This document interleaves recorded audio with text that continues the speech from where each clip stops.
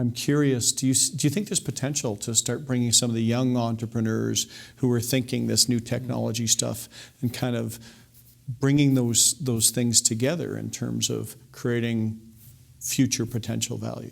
I really do think there is a lot of future potential value in companies like that. There's a lot of old, boring companies out there that sell simple products and simple services, and there's, I think, a massive opportunity to layer on top of that some kind of IoT or AI or big data layer that absolutely exists. Yep. And I think as a business owner that's selling one of those older, more boring businesses, if you can just identify where those opportunities are and put those on a nice silver platter for a potential acquirer, yeah, and say, hey, I've grown the business like this. It's been simple. There's room for something a little bit more complex here. I'm not going to do it, but there's some upside there. That could be worth something. Excellent. Good. That makes me feel good, because I've been telling, our clients that this is something they really need to consider, because a lot of them really do know.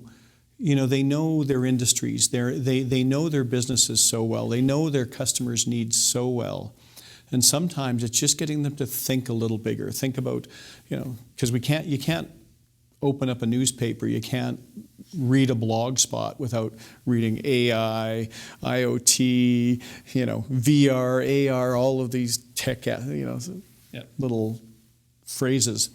And those are big, scary words and scary acronyms for people that don't live in that world. Yeah. And I think often you need someone who can really think big picture about it.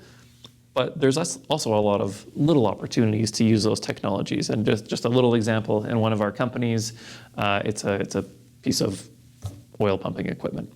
And we usually will send a technician to site to go start these things up. The unit was sold in Colombia, and this was during COVID.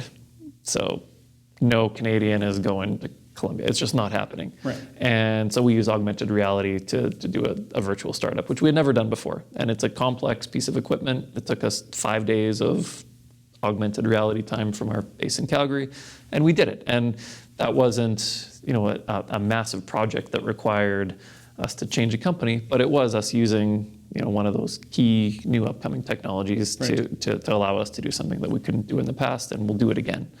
And so I think picking your battles in some of those little areas is a really great way for owners who are not that comfortable with that technology. Just pick little things. But you did point out, though, if they can identify some of those opportunities, that's worth something. Absolutely.